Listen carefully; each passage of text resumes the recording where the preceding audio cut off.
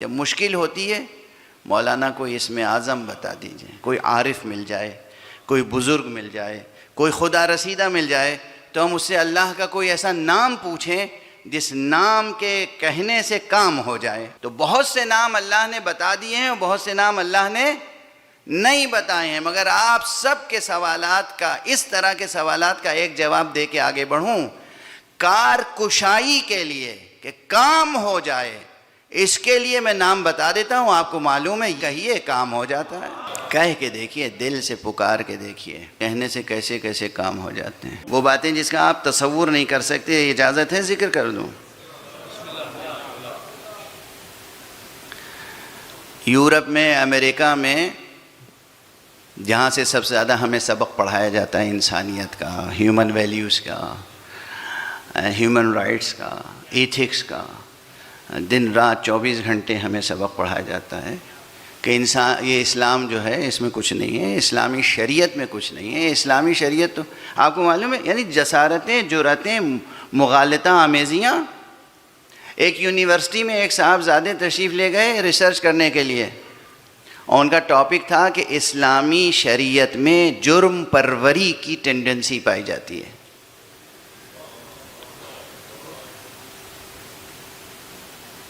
یعنی شریعت جو ہے کرمنلز پیدا کرتی ہے، شریعت کے اندر یہ خاصیت ہے۔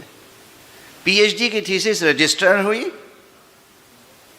اور وہ بھی کہاں؟ علی گڑھ مسلم یونیورسٹی میں۔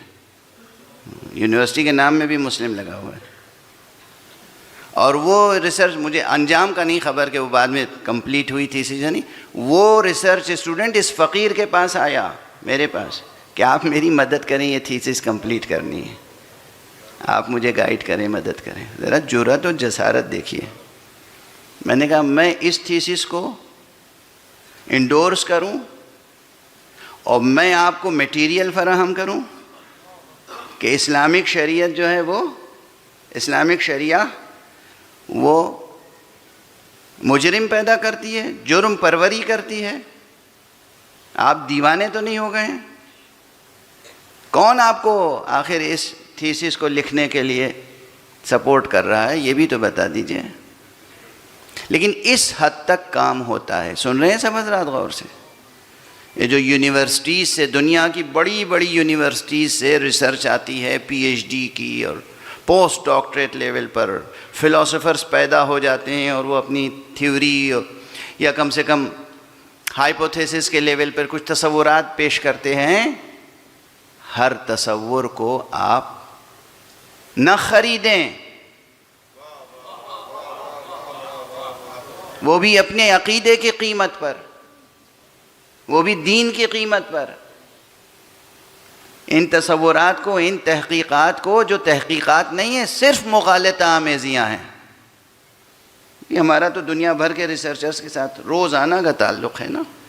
تو بہت سے آتے ہیں کہ صاحب ہم یہ پی ایچ ڈی کر رہے ہیں، آپ میری مدد کر دیجئے، یہ پی ایچ ڈی کر رہے ہیں، آپ گائیڈ کر دیجئے۔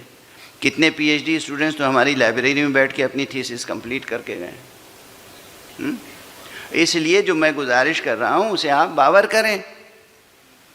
یہ دنیا جہاں یہ بات بتائی جا رہی ہے، اس میں شریعت نے، اب دیکھیے اس دنیا میں کیا ہو رہا ہے۔ اس دنیا میں مادیت اتنی ہے کہ باپ سے بیٹا کرایہ لیتا ہے گھر کا، اور بیٹے سے باپ کرایہ لیتا ہے۔ بالکل آپ میرے گھر میں رہ رہے ہیں، یہ اس روم کا، اتنے حصے کا، اس اپارٹمنٹ کا یہ کرایہ آپ کو دینا ہوگا۔ باپ سے بیٹا، بیٹے سے باپ، سگی بہن سے دوسری سگی بہن کرایہ لیتی ہے، سگے بھائی سے دوسرا سگا بھائی کرایہ لیتا ہے، سگی خالہ اپنے ننھے سے بھانجے کو جب پالتی پوستی ہے بچپنے میں، پہلے سال 6 مہینے سال بھر تک، اس کا پیسہ لیتی ہے بہن سے۔ سنی ہوئی باتیں نہیں ہیں، دیکھی ہوئی باتیں ہیں۔ میں جانتا ہوں ایسے افراد کو، ٹھیک ہے؟ کتنا اچھا معاشرہ ہے مغرب کا، کیا ہیومن ویلیوز ہیں صاحب، کیا ایتھکس ہے، کیا مورلز ہیں ان کے، ماشاءاللہ قربان ہو جائیے، اسلام کو ان کے اوپر نچھاور کر دیجیے۔ ایک صلوات پڑھ دیجیے محمد۔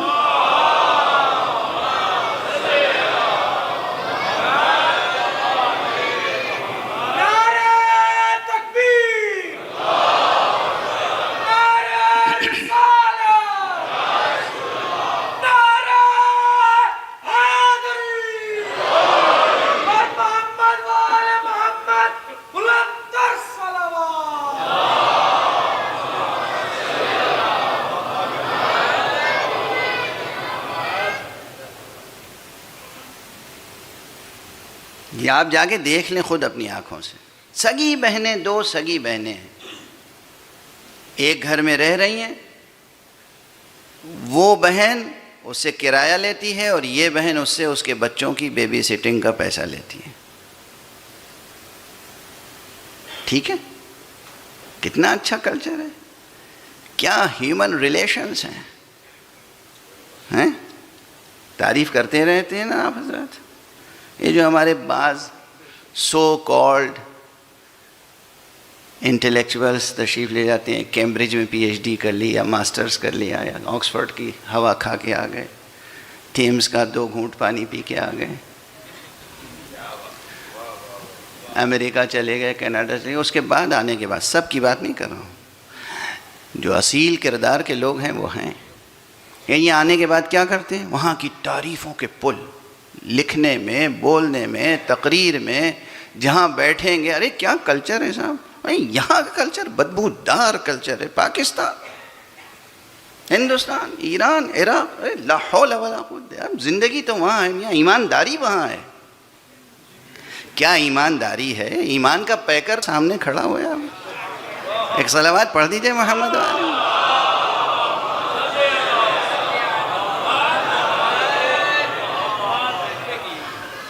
اب پتہ نہیں میں آپ کو آداب کروں کہ آپ مجھے آداب کریں گے، سمجھ میں آ رہی ہے بات؟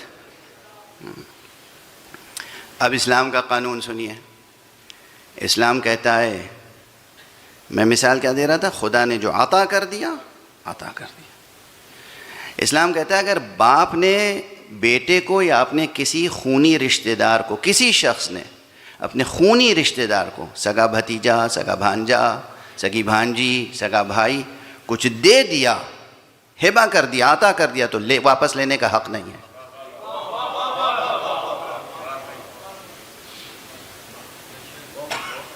باپ نے بیٹے کو دے دیا کچھ، اب یہ نہیں کہہ سکتا کہ ہمیں واپس کرو۔ بیٹے نے باپ کو کچھ ہدیہ دے دیا، اب یہ نہیں کہہ سکتا بابا واپس کیجئے۔ سمجھ میں آ رہی ہے بات؟ ان کو جاؤ، ان کو جاؤ، یہ کلچر کہاں، وہ کلچر کہاں، یہ قانون کہاں، وہ قانون کہاں۔ بہرحال اب اگر فقہ و شریعت کی باتیں بیان کرنا شروع کروں تو پتہ نہیں کہاں سے کہاں تک بات پہنچ جائے گی۔ جزئیات، فیملی میٹرز، کس طریقے سے بھائی کو بھائی سے پیش آنا چاہیے، والدین کو اولاد سے پیش آنا چاہیے، یہ شریعت نے اسے نظر انداز نہیں کیا ہے، اور اس میں حقوق اور فرائض اور اس کے ساتھ ساتھ مصلحتوں کو بھی سامنے رکھا ہے۔ اتنا خیر کرو، اب امام جعفر صادق علیہ السلام کا جو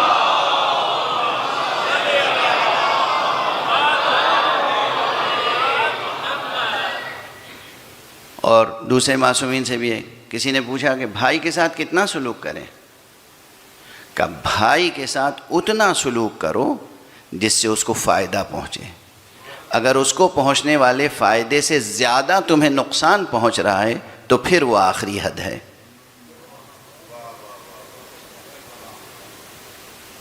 اس کو جو فائدہ پہنچ رہا ہے تمہیں نقصان اس سے زیادہ پہنچ رہا ہے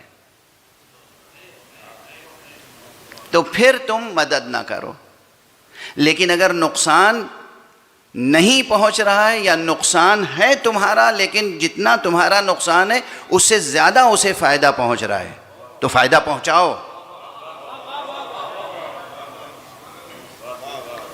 دیکھا کس طرح ہیومن ریلیشنز کو مینٹین کیا جاتا ہے، کس طرح بھائیوں کے حقوق اور ان کے رشتے کو اور صلہ رحم کو برقرار رکھا جاتا ہے. رحم کے حقوق، جو خونی رشتہ دار ہیں ماں اور باپ کی طرف سے، ان کے حقوق کو کس طرح محفوظ رکھا جاتا ہے. کتنا، کہاں تک، کتنا نقصان برداشت کریں، کتنا فائدہ پہنچائیں، اس میزان تک بھی شریعت اسلامی نے اسی وقت حدیں مقرر کر دی، مسئلے بیان کر دیے، تاکہ اگر ان مسائل سے آپ واقف رہیں تو کبھی بھی کیپٹلزم کی نحوستوں کا شکار نہیں ہوں گے. اسلام کی برکتیں ہمیشہ زندگی میں رونقوں میں اضافہ کریں گی. اب دیکھیے یہ ایک چھوٹا سا بریکٹ تھا، بڑا ہو گیا، کیا کریں. صلوات پڑھ دیجئے محمد.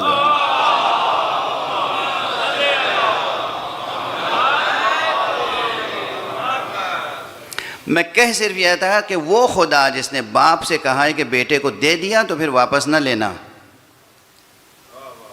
بھائی سے کہا کہ بھائی کو کچھ دے دیا ہے تو واپس نہ لینا، جب وہ آپ کو کچھ عطا کرے گا تو واپس کیوں لے گا؟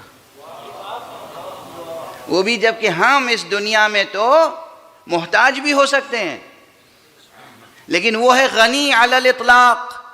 اس کے خزانے میں کبھی کوئی کمی پیدا ہونے والی نہیں ہے. نہ خزانے میں کمی ہے، نہ قدرت میں کمی ہے، نہ وہ محتاج ہے کسی بھی لحاظ سے. وہ جب کچھ دے دے گا تو واپس کیوں لے گا؟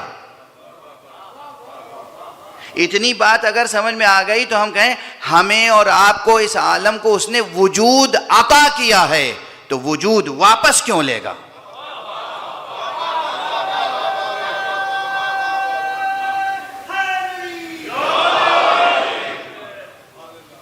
سمجھ میں آ رہی ہے بات؟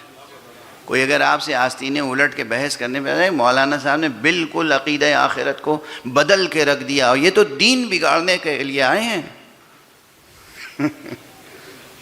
یہ تو ہاں دین بگاڑنے کے لیے عقیدے خراب کر رہے ہیں.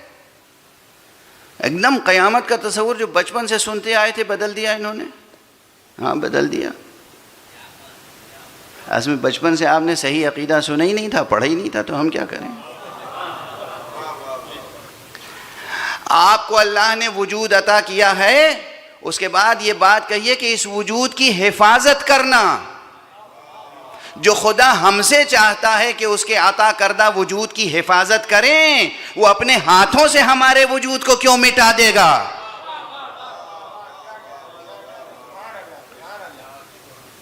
وہ حی ہے، محیی ہے. ہاں یہ ضرور ہے کہ یہ موت جو درمیان میں آتی ہے یہ شجرہ ہستی اور شجرہ وجود کو مزید کمال کے مرحلے میں لے جاتی ہے، نہ کہ زوال کے مرحلے میں. صرف ہمارے ذوق کو بالیدہ کیا گیا ہے، ذوق کی تربیت کی گئی ہے کہ دیکھو ایسی زندگی گزارو کہ جب موت آئے تو اس کا مزہ شیریں ہو، تلخ نہ ہو. اس لیے کہ اس موت پر خاتمہ نہیں، عدم نہیں ہے، نقش حیات کا مٹ جانا نہیں ہے، نقش حیات کا باقی رہنا ہے. کیوں باقی رہنا ہے؟ کب تک باقی رہنا ہے؟ ابد الآباد. اس نے عطا کیا ہے باقی رکھنے کے لیے. تو قیامت کس چیز کا نام ہے بھائی؟ معاد کس چیز کا نام ہے؟ آخرت کس چیز کا نام ہے؟ قرآن مجید میں ایک مطالعے کے نتیجے میں 80 نام قیامت کے سامنے آئے ہیں. کتنے؟ 80. ایک ہی شے کے 80 نام کے کیا معنی ہوتے ہیں؟ اس کے معنی یہ ہیں، وہ پرانی تمہید آپ کے ذہن میں ہوگی. مثال دینے کے لیے ایک نئے کانٹیکسٹ میں عرض کر رہا ہوں. جو چیز عظیم ہوتی ہے اس کے نام بہت ہوتے ہیں. خود اللہ عظیم ہے. اللہ کے کتنے نام ہیں؟ 99. ہاں یہ 99 والی حدیث تو بہت مشہور ہے، لیکن اصول کافی میں ایک روایت موجود ہے امام صادق علیہ الصلوۃ والسلام سے.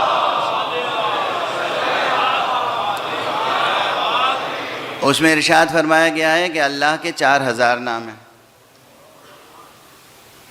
اور جو آپ شبۂ قدر میں دعا پڑھتے ہیں جوشن کبیر، اس میں بھی 1001 نام ہیں۔ تو کتنے نام ہوئے اللہ کے؟ اور بہت سے وہ نام ہیں جو ابھی اللہ نے کسی لفظ میں سامنے لانے کی حکمت اختیار نہیں کی کسی مصلحت سے۔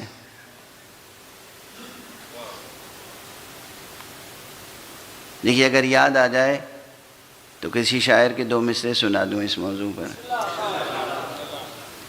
اور وہ یہ ہیں کہ ہزاروں نام ہیں تیرے مگر پھر بھی یہ پرسش ہے، ہزاروں نام ہیں تیرے مگر پھر بھی یہ پرسش ہے، جسے سب سے چھپا رکھا ہے وہ کیا نام ہے ساقی۔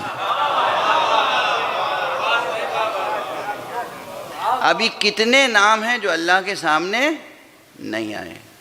ہر انسان کے دل و دماغ میں ایک جستجو ہوتی ہے، خانقاہوں کے چکر لگاتے ہیں، علماء کی ضرورت اس وقت پیش آتی ہے جب مشکل ہوتی ہے، مولانا کو اسم اعظم بتا دیجئے۔ یہ اسم اعظم کی تلاش کیا ہے؟ سب کتابوں میں موجود ہے، ہر گھر میں قرآن مجید کھولیے تو جلد پہ چھاپ رکھا ہے لوگوں نے۔ 99 نام قرآن کے، اللہ کے، اور 99 نام رسول کے، اور کتنے نام سب ہیں نا، سب چھپے ہوئے ہر گھر میں۔ پھر کیوں جستجو رہتی ہے اور ایک ایک سے پوچھتے ہیں؟ کوئی عارف مل جائے، کوئی بزرگ مل جائے، کوئی خدا رسیدہ مل جائے تو ہم اس سے اللہ کا کوئی ایسا نام پوچھیں جس نام کے کہنے سے کام ہو جائے۔ ہے جذبہ یا نہیں؟ تو بہت سے نام اللہ نے بتا دیے ہیں اور بہت سے نام اللہ نے نہیں بتائے ہیں، مگر آپ سب کے سوالات کا، اس طرح کے سوالات کا ایک جواب دے کے آگے بڑھوں۔ کارکشائی کے لیے کہ کام ہو جائے، اس کے لیے میں نام بتا دیتا ہوں، آپ کو معلوم ہے، یا علی کہیے کام ہو جاتا ہے۔